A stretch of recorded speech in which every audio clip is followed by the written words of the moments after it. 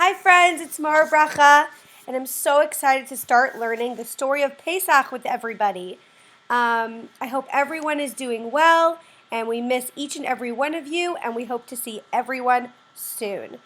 Let's start with learning all about the makos that happened and Paro not letting any of the Jewish people go until we get to the 10th makkah. So let's see what happens in the story of Pesach. Come listen to a story from long, long ago, back to a time of the wicked king, Paro. During this time, Paro had the Jews enslaved, but thanks to Hashem, they would soon be saved. Hashem wanted the Jews to live the Torah way, so Moshe was sent to send the Jews away.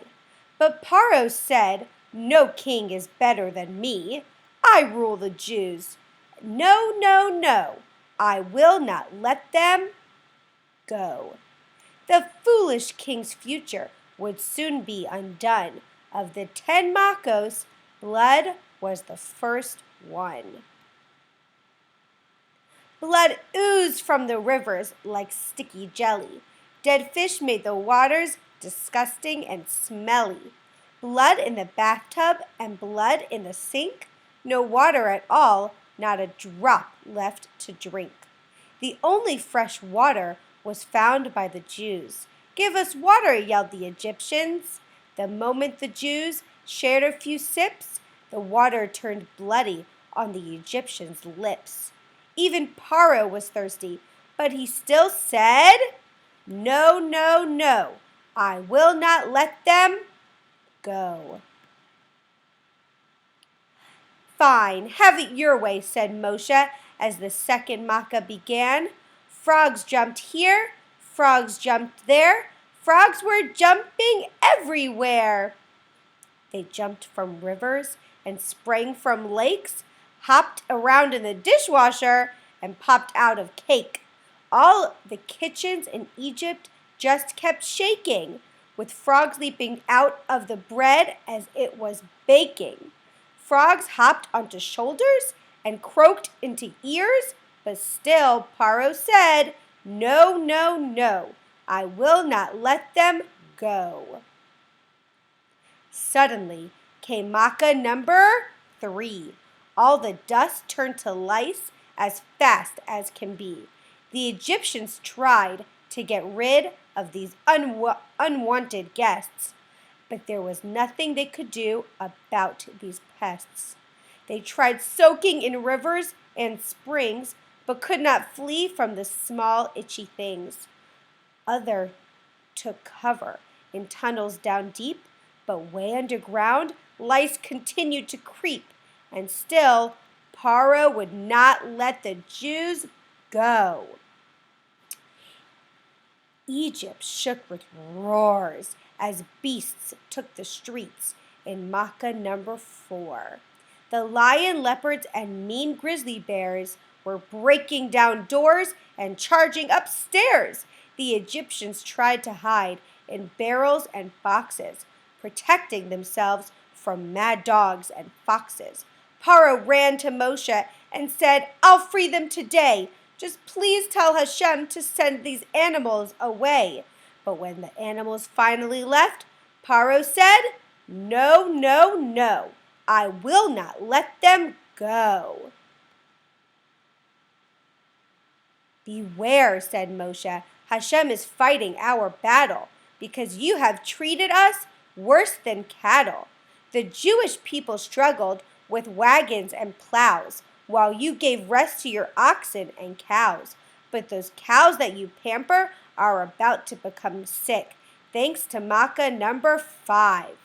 The poor cows became too sick to moo. They lay around helpless with no strength to move.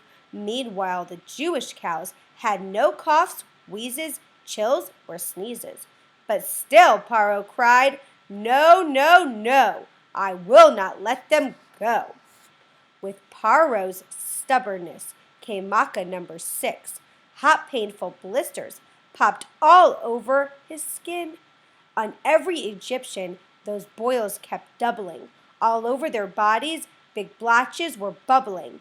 Through all of this, the Jewish people were safe. Thanks to Hashem, no boils touched them. Meanwhile, Paro had boils from his head to his toes, but he wouldn't bend. The Jews shall not go. The Egyptians were warned about Makkah number 7. Hailstones like boulders rained down from heaven. The Egyptians did not need to hear any more. They ran to their houses and bolted the door. But those who ignored Moshe's advice were struck down by fiery stones of ice. Hail fell down, flaming, with flashes of lightning and loud bursts of thunder that made it more frightening. Paro yelled to Moshe, "The Jews can go!" Suddenly, things were just as calm as before, but then Paro laughed. "For a few flakes of snow, did you really expect me to let the Jews go?" Suddenly came an army of locusts. The Egyptians begged, "Let the Jews go and save our land."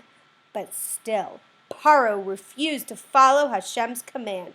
The locusts invaded and made their attack, munching on grapes for a mid-morning snack.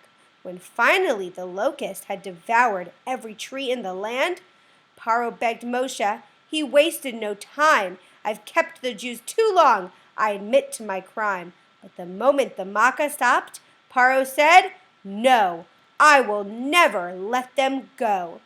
The 9th Makkah gave Egypt a horrible fright. 3 days of thick darkness, not one ray of light. For being so wicked, so heartless and mean, this dark was the darkest to ever be seen. Whoever tried walking could not lift his feet, and anyone sitting was stuck in his seat. Meanwhile, the Jewish people were blessed with light. It shone in the daytime and even at night. Paro yelled, "I'll free them today! The people may go, but the animals must stay." "But our flocks," said Moshe, "are needed, you know. In that case, said Paro, I won't let them go." The 10th Makkah, said Moshe, will be the worst. But still, Paro would not give in. In the quiet night, loud cries filled the air. The Egyptian homes were full of despair. Meanwhile, the Jewish homes were safe as can be. Hashem had passed over them, so they slept happily. The Jewish families had given a korban to Hashem. The korban's blood was put over their door, so Hashem knew to pass over them. In the Egyptian homes, the oldest son died, for no one had listened when the Jews had cried. "Leave my land," ordered Paro. "I surrender to you. Take your people, your cattle, and pray for me too." The Jewish people departed quickly. Out of Egypt they did run, and with the dough they had brought, they made matzah in the sun. Hashem made a miracle for the Jews at the sea. It split for them, and they walked through easily.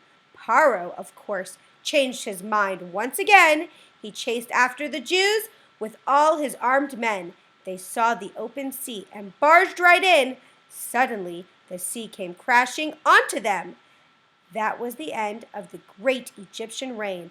Finally, the Jews were free to follow Hashem's way.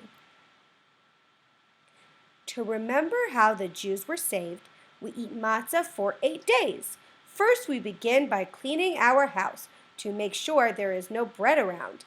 On Bedikas Chametz night, not a moment too soon, a chametz hunt starts with a feather and spoon. The next morning, it's time to burn the chametz just right. This is called srifas chametz, when we burn all the bread which we found the previous night. We prepare in advance a special Seder plate. On our special plate, we find an egg, karpas, maror, charoses, and a shake bone. The plate is to be used at the special Pesach Seder, each food reminding us of the miracles from Hashem, our Savior. On the first night of Pesach, when our homes are finally chametz free, we enjoy the first Seder, discussing the makos happily.